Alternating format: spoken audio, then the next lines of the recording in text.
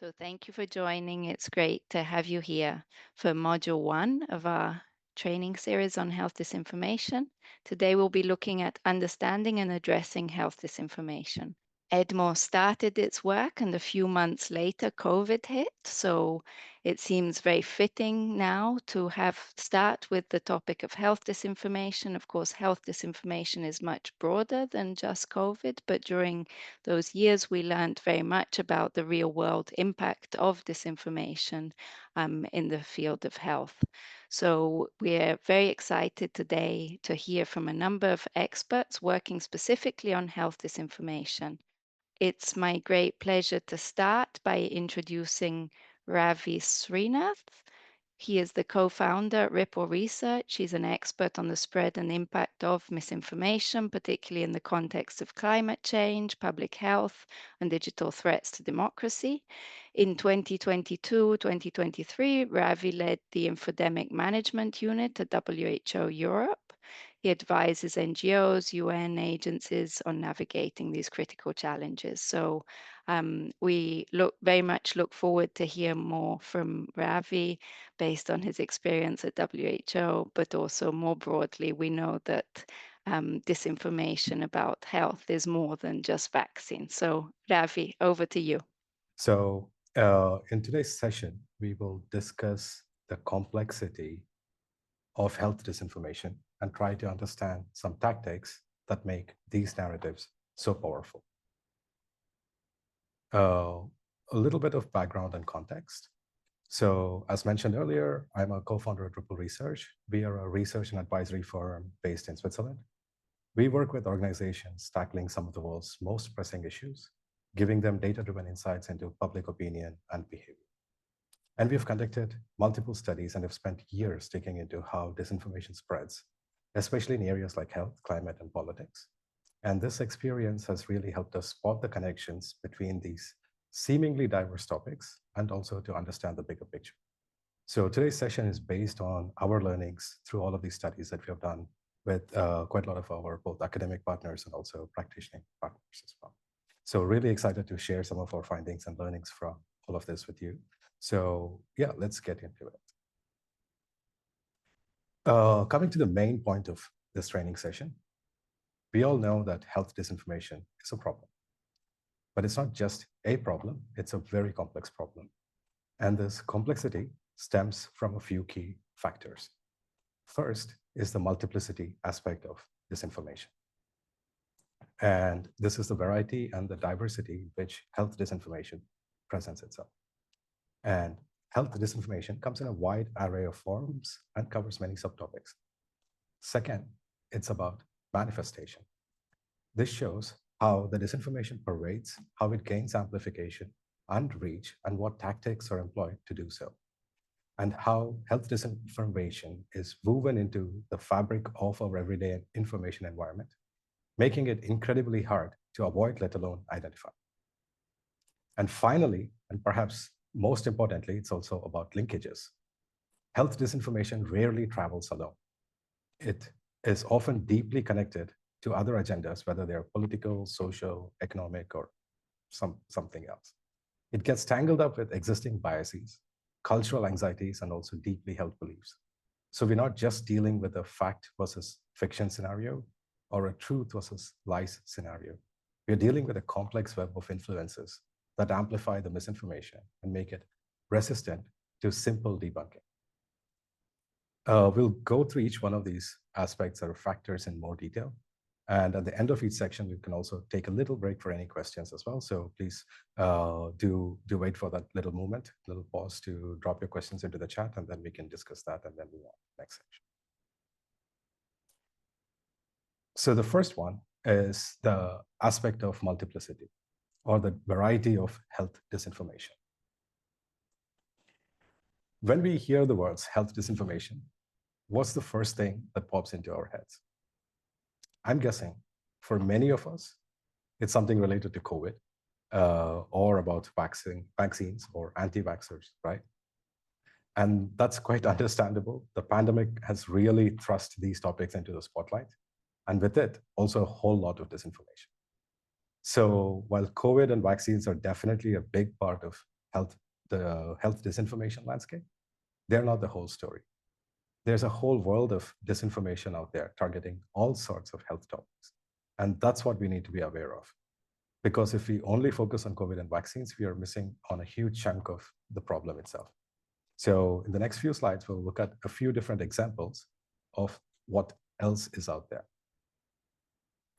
So to quickly start us thinking beyond COVID, let us do a quick exercise. And in the chat, type one health topic, any health topic that you think might be targeted by disinformation. Do not mention COVID or vaccines, but anything else. So Great. diets, nutrition, climate change, tobacco, diabetes, fitness. Yeah, great. A lot of things. And this is exactly what we would like to cover. There's a whole world of health disinformation, as we said. So let's dive into some other examples into a little bit more detail. So this is the first example. On this slide, we can see a cluster of disinformation surrounding veganism and plant-based diets. This disinformation attempts to discredit veganism and plant-based diets through various false claims and fear-mongering as well. So the central theme is that veganism is bad and that meat, particularly red meat, is essential for health. And the so-called false claims, which are proven to be false, are that these plant-based meats are ultra-processed and they can be linked to heart disease. Another one is that drinking soy milk lowers masculinity, and that thinking veganism is a good idea is actually a sign of brain damage. These claims, presented alongside the branding of seemingly authoritative figures like Dr. Sean Baker and news outlets like The Absolute Truth with Emerald Robinson, aim to create an impression of credibility, but also end up creating doubt and distrust in the benefits of alternative diets. The overall message is a clear attempt to dissuade individuals from adopting veganism by promoting fear, uncertainty, and doubt about the safety and efficacy of all of this. This is such an interesting example. It seems so benign. Why does anybody care about this tiny little product? But somehow somebody does, and there it is. There are social media posts that demonstrate how sunscreen disinformation often relies on a combination of flawed logic, fear-mongering, conspiracy theories, and also oversimplification. We do need to remember that there is overwhelming scientific consensus that sunscreen is actually a safe and effective way to reduce skin cancer. But the misinformation and disinformation that is out there talk about specific chemicals, but end up demonizing all sunscreens based on fear. And they also claim that sunscreen can have dangerous consequences, when in fact it is what is reducing risk of skin cancer. Another example, very much related to public health. This is an example of fluoride disinformation that demonstrates how a combination of various tactics, including appeals to authority, cherry-pick data, and oversimplification even, can be used to create doubt and fear about a proven public health measure. So again, there is so much scientific consensus about including fluoride in our drinking water, but there's a lot of appeals to authority, false appeals to authority to disseminate false claims about this. Moving on, we also have very famous people, should I say infamous people, also talking about a lot of random topics that they have no expertise in, including birth control and so on. This next one is actually gaining a lot of traction these days. You might have noticed as well in different places, in different corners of the internet. There are claims that revolve around promoting alternative medicine and distrusting conventional medicine using tactics like conspiracy theories, anecdotal evidence, and even emotional appeals. The underlying themes end up promoting distrust in established institutions. They end up romanticizing so-called natural approaches while prioritizing personal anecdotes over scientific evidence. And the real-world consequences of this are so clear, right? We've seen the increase of news articles, reports, etc., about consumption of raw milk that is not pasteurized or treated in any way, which ends up causing a lot of other problems down the road. Rejection of flu and measles vaccines, even something that has been proven to work for almost decades, even maybe hundreds of years. The common thread here is a rejection of mainstream science and boosting a belief in hidden truths and so-called conspiracies. Before we move on to the next aspect, I'll quickly pause here to see if there's any thoughts or questions or comments on this particular topic of multiplicity from the audience. So the second key factor that makes health disinformation complex is the factor of manifestation. So we can see the first thing that all of our studies show us is that mis and disinformation manifests through manipulation. We need to understand that the aim behind a lot of disinformation and misinfluencers is not just to provide false information. It is actually to control and manipulate. The misinfluencers do this to alter public attitudes and behavior by weaponizing behavioral and cultural factors. So the facts are just collateral damage. The bigger picture is to gain control of public, shape behavior, shape attitudes. And this great alliance between disinformation and manipulation is not new. And in fact, dates back to the very early days of marketing in general, but also tobacco marketing in specific. So the peddling of tobacco products during this period often involved deliberately masking the hazards of smoking. Indeed, the ads also frequently claimed or implied that smoking was in fact healthy. Many times, as you can see up on the screen, these ads reassured the public by featuring doctors, dentists, physicians, and even scientists, all of them promoting that tobacco is great. But they did not just stop there. They also invented the iconic Marlboro Man. This persona ended up becoming one of the most successful ad campaigns of all time. The Marlboro Man is a quintessential example of how tobacco marketing amazingly appealed to culture and emotion. They did the facts on one side, but beyond that, this is what actually drove tobacco sales. By associating smoking with the independent and hyper-masculine image of the cowboy, Marlboro tapped into deeply ingrained cultural ideals of the American Wild West. This emotional connection bypassed rational consideration of health risks and created powerful cultural associations between smoking and desirable masculine traits. And what we see now is that current health misinformation often operates by mirroring or even mimicking these exact same tactics, and by latching on to pre-existing cultural narratives and emotional triggers. Just as the Marlboro Man linked smoking to masculinity, today's misinformation campaigns link dietary choices, for example, to patriotism. They also link distrust in vaccines to a defense of individual liberty. It's not really a completely brand new playbook. This playbook has been established long ago, and we are just seeing it weaponized to a certain extent that has not been seen before. Because all it takes is an internet account, access to internet, and access to one of the social media platforms. And anybody, literally, it's actually the democratization of misinfluencing that we are seeing right now. The next aspect of manifestation is through amplification. Here, we focus on unpacking the patterns of misinfluencers. These individuals, whether intentionally or unintentionally, play a significant role in spreading and legitimizing disinformation. They often do this by leveraging their social media presence and perceived authority, even if that authority is not based on expertise. For example, as we saw earlier as well, many of their names on social media have a doctor prefix. We don't know. I mean, we have no idea to actually prove or disprove if any of them have any medical training at all whatsoever. So our team, during one of our studies, coined this term called misinfluencers to refer to accounts that gain the most engagement for their misinformation posts.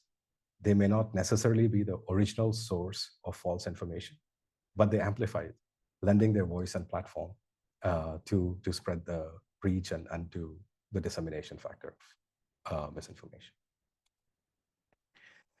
Next, more important than amplification for us, we also see quite a lot of misinformation manifestation through what we call normalization.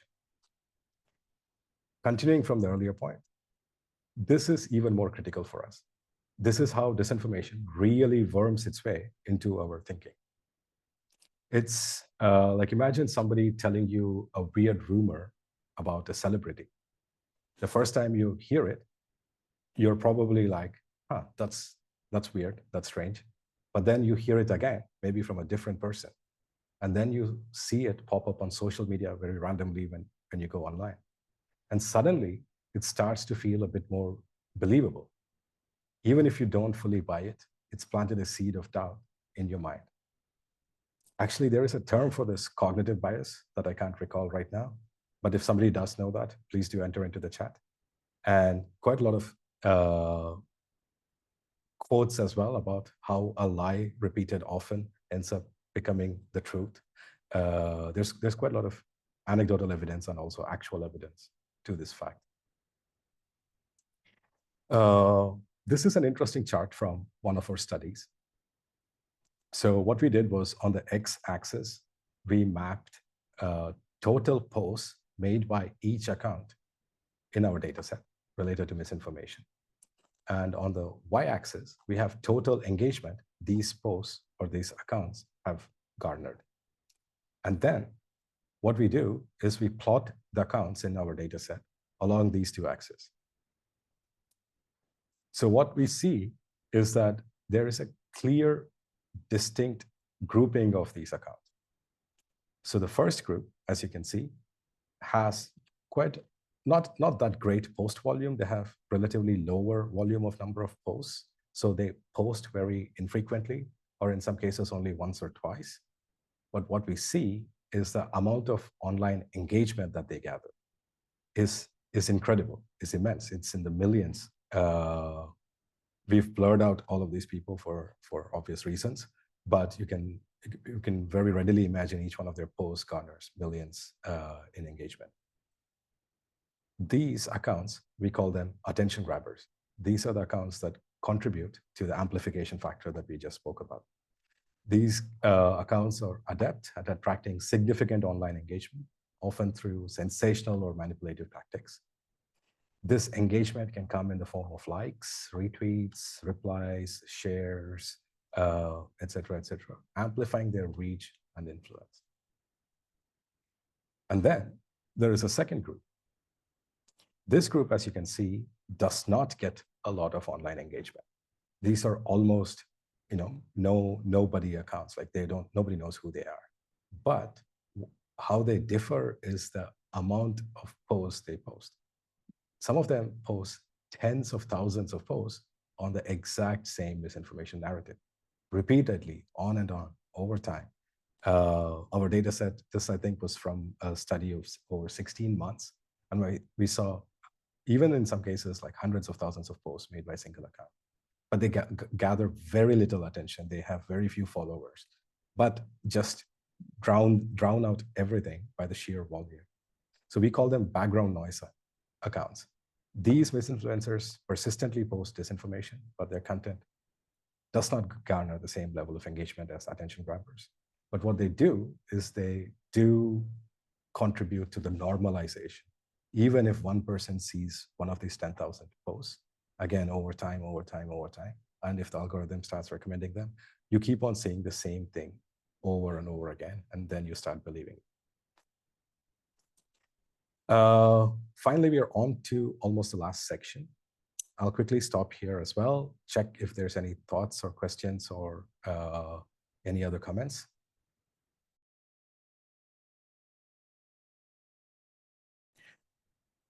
So Health disinformation, as we've discussed, is rarely isolated. Understanding health disinformation requires recognizing the broader context. Its linkages with political ideologies, economic interests, and social dynamics also contribute significantly to its spread and impact. So this is an actual example of our study, one of our studies we did a little while back with our partners and clients, the Changing Markets Foundation. And this study was launched at COP28 in Dubai. And what we managed to extract was about almost 1 million pieces of misinformation around meat and dairy narratives. This is a very unique example I wanted to bring today to this session, is because when we started this study, it had nothing to do about public health. There was absolutely no interest for the study designers to even look at public health as the main focus. The main interest was the environmental impact of the big ag lobbies.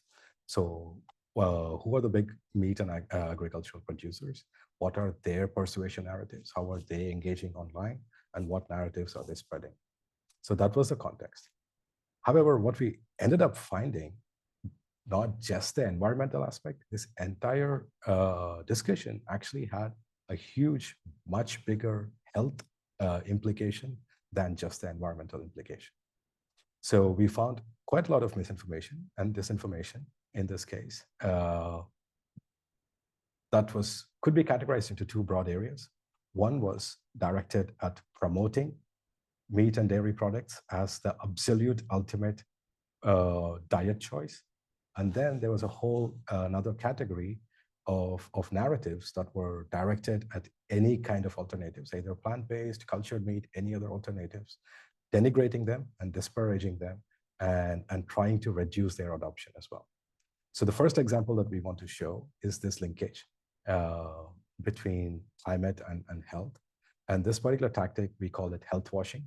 I'm sure quite a lot of you are familiar with the term greenwashing and how companies try to use greenwashing to portray themselves in a better environmental position. Health washing operates much like greenwashing. It paints animal products as vital for our health while dismissing alternatives as lacking or even harmful. So just to be clear, animal products do offer nutrients and can fit into a healthy diet, but the issue arises when foods are presented as the only healthy choice, where red meat and animal products are literally the only other option, and everything else basically is positioned as being dangerous. One post that we have up on the screen warns that doubting meat's healthiness means you're opting for highly processed or chemically intensive plant-based foods. This kind of language is meant to scare us. I mean, who wants to consume something that sounds so unnatural? It sets up meat as trustworthy, familiar choice, while anything else feels suspicious. This narrative has actual real-world consequences. It overshadows years of dietary research, leading people to fear that even reducing their meat intake could make them unhealthy. All this fear-mongering makes it hard to embrace change or have honest conversations about healthier, sustainable food systems. There was even a campaign around this, calling it the Meat Heals campaign, because there's quite a lot of studies that came out saying there's a linkage between consumption of red meat and cancer and other health-related risks. This campaign was aimed at discrediting that piece of research.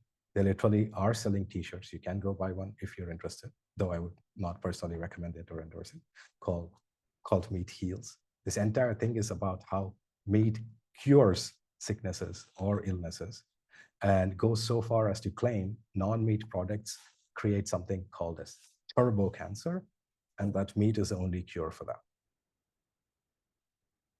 So scary stuff. So this is the other tactic that we said, which disparages all other alternatives. We can move on very quickly and touch upon the quick point of culture. Very similar to that tobacco playbook, we have also seen narratives weaponizing culture, especially exploiting cultural values and traditions to promote meat and dairy. To this one term called the soy boys. It is an extremely bizarre and very sneaky tactic and a campaign. At its heart, soy boys is a derogatory label aimed at men who go plant-based or adopt alternate proteins. claiming that eating soy makes them weak, both physically and emotionally, and even less of a man. And what's more interesting is how this narrative has gone beyond just food. It's now popping up in discussions that have nothing to do with diets at all. This was a study we did last year in the lead up to the US elections. We saw a 150% increase in mentions of soy boys in 2024, peaking very interestingly during the US election cycle and indicating its strategic use to manipulate public opinion and obstruct progress on key issues like climate action, progressive policies, and healthy diets. Like I said, it's very sneaky. It touches upon so many things. So even if you're claiming some kind of climate action, you're labeled a soy boy. And it's very directed to attack exactly at the masculine example that we showed of the tobacco examples, but in the food and health context. And finally, the ever-present Bill Gates and Soros and the great elite are controlling the world, and they're forcing us to eat bugs and also taking control of the global food supply chains and so on and so on. So this is an ever-present narrative. I'm sure all of us are familiar. Now it's become so widespread that it literally touches upon any aspect of disinformation. Quick activity, there's a lot of explanation, but let's just dive right into it. So this is a piece of sample disinformation. Somebody said earlier, can we use AI to generate some disinformation? Yes, we did. We did use AI to generate this. But this is, just to be clear, get the disclaimers out first. This is not a real post, or is it a real account? It has been generated specifically for the purpose of this session. But it is based on real misinformation narratives and tactics observed in public discourse. So the products that are mentioned here do not exist. At least I hope they don't exist because we just made them up. All of this does not exist, but the tactics are real. So what we want the audience to do is look at this little piece of misinformation on the screen right now. And having the benefit of this entire discussion that we've had so far, can you identify what tactics have been used in this viral social media post? And what makes this post very convincing? Please feel free to share in the chat, please. Okay. Scary vocabulary mentioned Harvard study, the user's name, doctor and truth revealer, appeal to authority, creating a sense of urgency. Yeah, this is great. Wow, a lot of responses. Capital letters for emphasis. Yeah. So this is what we came up with. So appeal to authority. I think somebody mentioned in the chat, uses doctor, immediately establishes credibility. No study is cited, but mentions Harvard, makes it sound legitimate. Buried is also a suppression narrative, implies active censorship with no proof. Conspiracy hallmark, if evidence is missing, it must be hidden. I'm sure you've also seen a lot of posts about aliens and UFOs claiming the same thing as well. And then conspiracy narratives and framing us versus them narrative. They need you say. Yeah, big pharma as well. And there are some powerful forces who want to control all of us. Great. Very good responses in the chat. Here's another one. Now that you've warmed up, let's go a little deeper. Mom and kids, emoticons, emotional content, crisis, kids, action, addressing mothers to protect children, elites banning natural healing, us versus them. Great. So let's see. Yeah, definitely. There's a crossover with climate misinformation as well. Denies the validity of climate change by framing it as a hoax and conspiracy, tapping into existing anti-climate narratives. So they're already targeting people who believe that, so that they can also believe this. It also appeals to fear and emotion, as was noted. Targets parents, specifically moms, playing on the emotional fear of their children's well-being.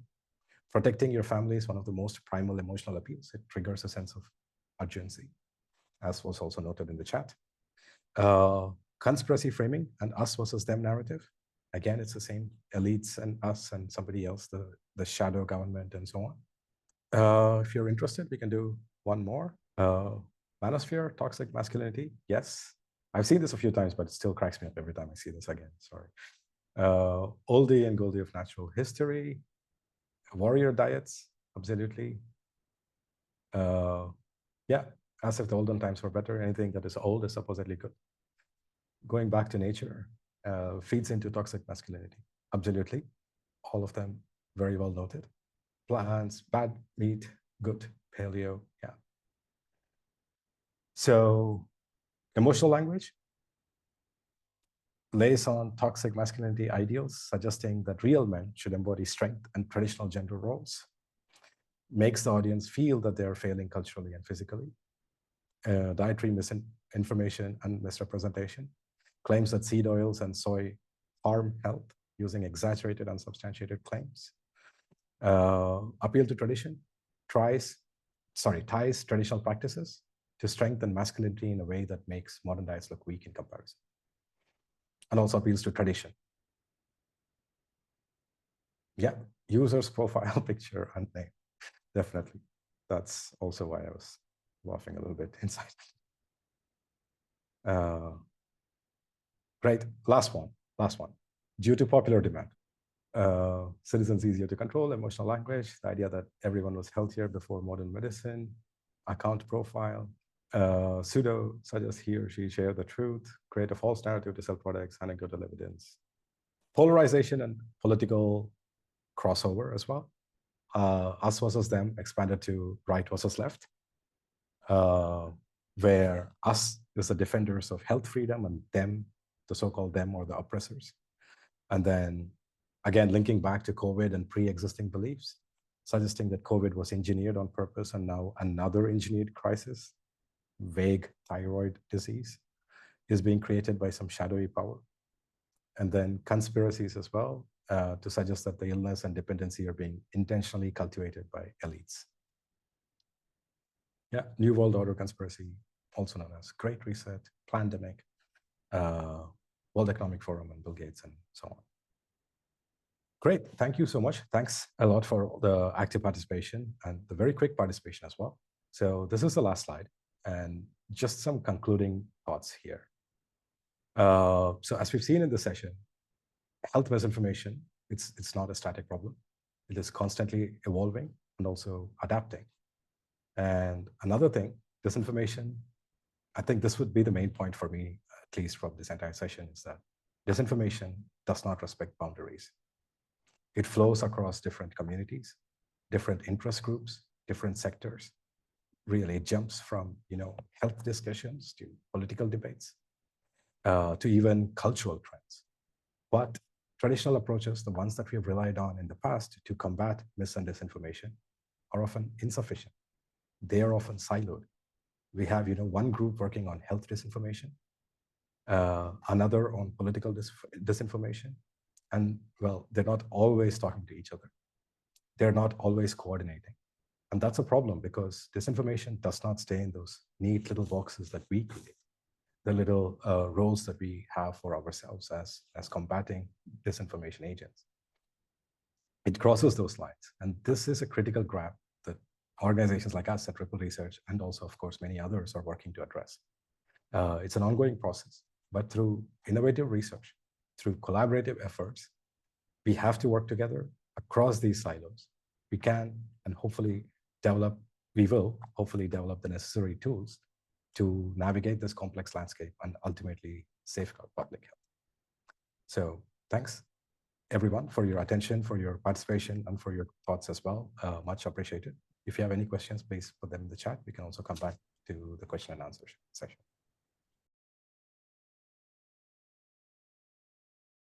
Great. So thank you so much again to Ravi for this really interesting outline of this very complex field.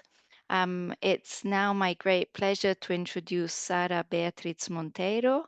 Sara Beatriz is a journalist at Polígrafo and the director of Viral Check, Portugal's first health-focused fact-checking newspaper, With a background in radio and online journalism, she has also coordinated 3 projects funded by the European Media and Information Fund, EMIF, which are Factual, addressing climate change disinformation, Natural, focusing on natural product myths, and Feed, which targets misinformation related to food, nutrition, and eating behaviors. So all very relevant to our training today. So we look forward to learning more from your work. Sara, Beatriz, the floor is yours. Thank you. Thank you, Lisa. Good morning. It's a pleasure to be here today. My name is Sara Beatriz, and I'm the editorial director of Viral Check, the first health fact-checking newspaper. In this part of the session, I'm going to explore the strategies we employ in combating anti-scientific disinformation. But before I tell you about the ingredients, it's worth giving some context about what Viral Check is and what we do on a daily basis. Is the first fact-checking newspaper exclusively dedicated to health and wellness, and we are dedicated to fact-checking health and wellness claims circulating in social media and public discourse. Within health, we try to cover all fields, paying particular attention to the most current topics and the areas about which there's the most disinformation about or which carry the most health risks. Since our work is all based on the best scientific evidence available, we try to be in constant contact with researchers, scientists, and health professionals who help us to ensure that the information we provide to readers is accurate. We are also a member of the ISO, that all our work is based on the principles of independence, rigor, and transparency demanded by this organization. And yesterday, we have given the news that we are also part of the European Standards Fact-Checking Network. In 2023, we developed Natural, a project to combat disinformation about natural remedies under the EMIF grant. And in 2024, also under the EMIF grant, we developed Feed, a project to combat disinformation about food, diets, and eating behavior. With this background in mind, it's time to explain what ingredients we use in Viral to combat anti-scientific disinformation through effective communication. The first ingredient is empathy and non-surprising communication. This means that we avoid the us versus them dynamic. We believe that treating readers as enemies of the truth increases the risk of alienating them and keeping them away from relevant and reliable information. As human beings, it's natural that when we feel we're being treated like enemies, we tend to want to distance ourselves from those who are accusing us, regardless of the strength and validity of their arguments. So it's also very important for us to do the daily exercise of putting ourselves in our readers' shoes. It's true that the creation of disinformation is in this area, and the sharing of this type of disinformation is often associated with a goal, such as getting us to buy a certain product without any health benefits.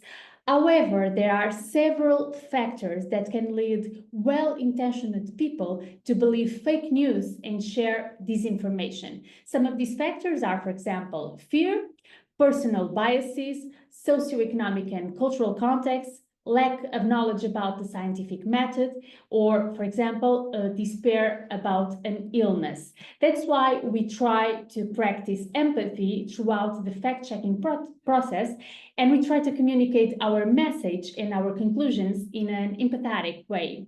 This is an effort that can sometimes be difficult, but which we believe will ultimately pay off and be more effective in the fight against disinformation. This brings us to our second ingredient, which is clear and understandable language.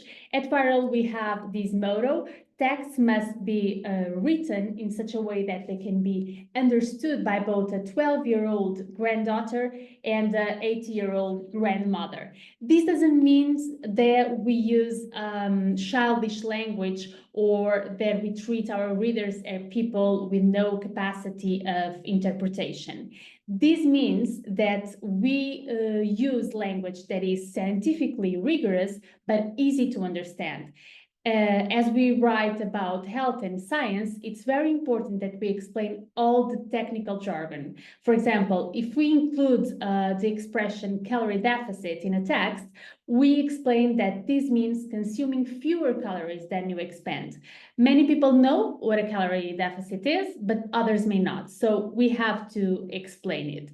In addition, whenever concepts are more difficult to understand, we try to use practical examples, analogies, and comparisons that help to explain the subject better. We are also very careful about the tone we use. We always try to ensure that the tone is rigorous, informative, and educational, and never judgmental, patronizing, or ostracizing. If information is conveyed to us in a tone that implies that we are inferior, incapable, or not very intelligent, our willingness to understand and adhere to that message will be greatly diminished. That's why in all our texts, we always try to ensure that we don't fall into the trap of using these judgmental, patronizing, or ostracizing tones. Giving readers tools so they can become ambassadors against disinformation is also a priority for us. That's why we explain all the steps we've taken in our texts. This way, people can follow, check, and repeat the whole process and acquire tools to be able to identify similar disinformation in the future. The fourth ingredient is to provide readers with information about risks, good practices, and the scientific method. People may believe certain fake health or scientific news out of ignorance, or because they think it's innocuous, or because they've read in a newspaper that a study has shown that a certain food has miraculous effects. So it's not enough to say that certain information is false. As well as explaining the veracity or validity of a particular claim, we also have to explain to them what are the risks of a particular practice. For example, the interaction between certain supplements and medicines. After that, it's also important to talk about good practices. In other words, don't just say this doesn't work, but also say here's what's known to actually work. In addition to all of this, it is very important to explain to people how the scientific method works, what quality studies are, and to explain to them, for example, that the results of a study on rats cannot be directly extrapolated to humans. Another important ingredient for us is the diversity of formats and distribution channels. This means that we always try to be in the same places where this information is disseminated, namely on social networks such as Instagram, Facebook, TikTok, Twitter, etc.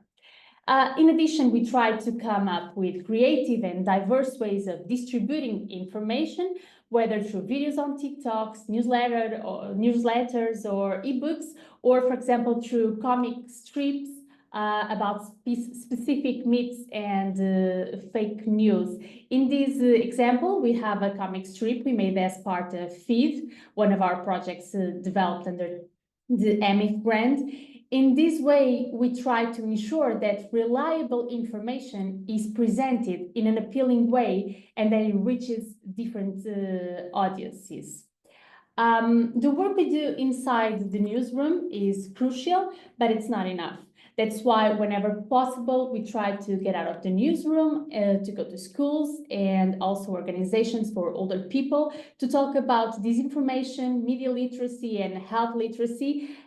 Our aim is to try to empower the most fragile populations and those the most permeable to disinformation. Finally, the last ingredient is questioning our work and our personal biases. We question ourselves daily. We are journalists and fact checkers, but we are also people with beliefs, opinions, and a vision of the world. That's why we try every day to reflect on whether our personal biases are negatively influencing our work and whether we are getting the message across in the most effective way. Communicating effectively is a challenge, so something we also do on a daily basis is to try and test different approaches. We only know if the communication has been effective if we test it. That's why the trial and error method is an ever-present tool in our newsroom. Now that I've shown you some of the ingredients we use in Viral to communicate more effectively, I would like to show you an example of how we put these principles into practice. What I'm going to show you now is an example of a claim we checked on Viral. First, I'll explain you the steps we took to verify this specific claim, and then I'll explain how we use the effective communication strategies I told you about today to explain the conclusions we reached. The post we checked showed a physician allegedly defending that a certain supplement would cure diabetes in 17 days, and that's how we checked the claim in the post. First, we looked for obvious signs of disinformation or manipulation, and we found an alternation between two languages, mismatch between lip movement and words, and some pretty big spelling mistakes. Then we contacted the doctor, the physician mentioned in the post, who confirmed that the information was false and that the interview in question contains manipulated images and sounds. It's a deep fake. We also searched for the original interview that was manipulated to ensure that the doctor had never claimed to have found a cure for diabetes. And in addition, we looked for similar news in other countries and found a similar case in Spain. Finally, we cross-checked all the information, questioned our own biases, and gave this claim a false rating. This is how we came to these conclusions. And now, how did we wrote the text following the principles of effective communication? First, we start by explaining the claim and informing the reader that it is false, because giving context is very important to understand the subject. Then we present all the evidence that proves that the claim is false, everything. And then we explain the risk of resorting to this type of miracle supplement without medical supervision. Next, we show an example of the similar fake news that circulated in Spain so that the reader is aware that this information is also circulating in other countries, and also to watch out for future similar cases. And finally, we provide information on good practices, drawing attention to the importance of using an accredited health professional to treat diabetes. Lastly, it is also important to note that throughout the text, we use a tone that is informative and never judgmental, ostracizing, or patronizing. That said, I hope this presentation has been useful and enjoyable, and I'm available for your questions and comments.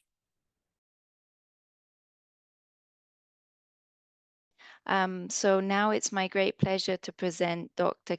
Peter Kiely, who is an experienced researcher at the Gate Institute and is the scientific coordinator for the Bulgarian-Romania Observatory of Digital Media, BROD, so one of the EDMO hubs. He has extensive experience in data analysis and research, both in industry and in academia. So Keith, thank you for joining us, and we look forward to hearing about your upcoming work. Thanks, Lisa, and thanks to Sara and Ravi for the great presentations and the great questions. And I guess I can naturally build on what's been presented so far by saying that this work is very much in its early stages of development. We have not, let's say, rolled out the work yet in terms of actually conducting the analysis, but we have a plan to start this on the 12th of March at an event we're holding here in Sofia, but very much motivated by the same kinds of questions that we're getting in the chat around the use of binaries to understand these problems and the limits of those types of use. So the major problem that we see is that misleading claims, for example, about statins, which is a central focus of what we're doing, can deter patients, obviously, from adhering to treatments which could be potentially life-saving. And traditional approaches in the area, fact-checking and debunking, for example, in our view, fail to address some of the cognitive and emotional factors that drive belief in misinformation, as Ravi was talking about earlier as well.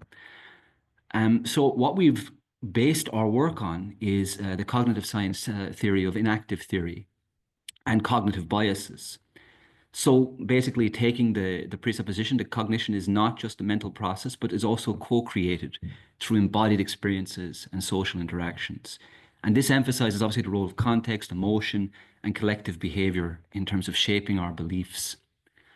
Cognitive biases is really helpful for us here because misinformation thrives on these types of things. I think we saw in the generated example of tweets that Ravi provided, confirmation bias, emotional reasoning, social endorsement. These biases, they're amplified in online environments, as we know well. And the information overload and algorithmic curation dominate the types of information that we're exposed to. This is just a general map of what we're trying to do, but I'll go into a little bit more of an explanation on this. So basically what our testing or exploratory study next month is trying to do is to outline it's aimed at improving participants' ability to identify logical fallacies with a focus on how contextual factors influence this ability. And the study takes three contextual factors to start with in the initial point. So the first is healthcare. That's the main contextual factor we start with. The second, we're looking at more neutral contextual factors, everyday examples of false or misleading information that people might come across. And the third are political factors, political context, political mis and disinformation, and how they influence this ability to focus. The study employs the study employs a pre and post-test experimental design with these three conditions, and each presents logical fallacies in different contexts. And the key metrics we're going to include in this include accuracy in identifying the fallacies, reaction time, and fixed duration. And we measure these using eye tracking technology. So as I said, the key objective of this is to assess the intervention's effectiveness, the educational intervention's effectiveness in improving fallacy detection, and to evaluate as a secondary objective the impact of context on detectionability. We have some hypotheses which may lead to a conclusion that context here will be important in terms of how people are able to effectively identify logical fallacies within the study design. The dependent variables, of course, accuracy, reaction time, and fixation duration, as I said, will be monitored using eye track technology. And we look to have about 90 participants, with it divided between 30 per condition at least start, and then exchanging conditions amongst the participants after the first round. Of course, adults will only be applying, but the first group of people we are testing are very much in the political science field or the civic society field. So this is why we're trying to include context outside of that particular area of research. The educational intervention, it's quite limited to start with, so we're focusing on 5 key logical fallacies by offering definitions, examples, and interactive exercises. The duration of that will be about 30 to 45 minutes, and each context will present 2 examples of each type of fallacy.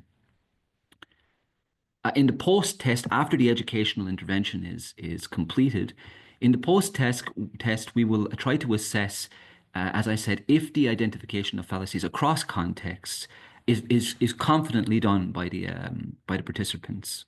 And of course, this will require quantitative and qualitative analysis. So for quantitative analysis, we need to compare the pre and post-test accuracy, analyze the eye tracking data, and also examine demographic correlations. And for the qualitative, we need to review participant feedback and possible error patterns as well. Of course, our outcomes that we expect would be that we would hope to see at least an improved accuracy in fallacy detection, particularly in the main context, the healthcare context, and a reduced fixation duration using the eye tracker technology and faster reaction times in the post-intervention test. There are some limitations. As I said, our sample at the moment for this foundational aspect of the work, this could be a particular problem of sample bias. It could be seen as limited and contextually generalized.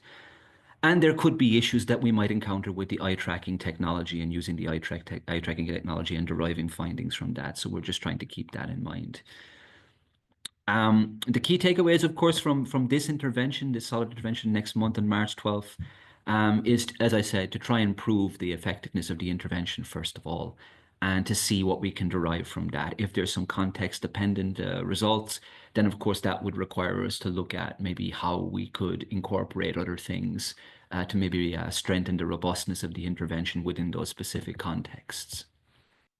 So building on this, the next step for our team here is to write a case study based on statins and misinformation, because we have collected a large quantity of data from online sources, looking at how statins are represented in the online environment as being dangerous or somehow having bad side effects for people who take them.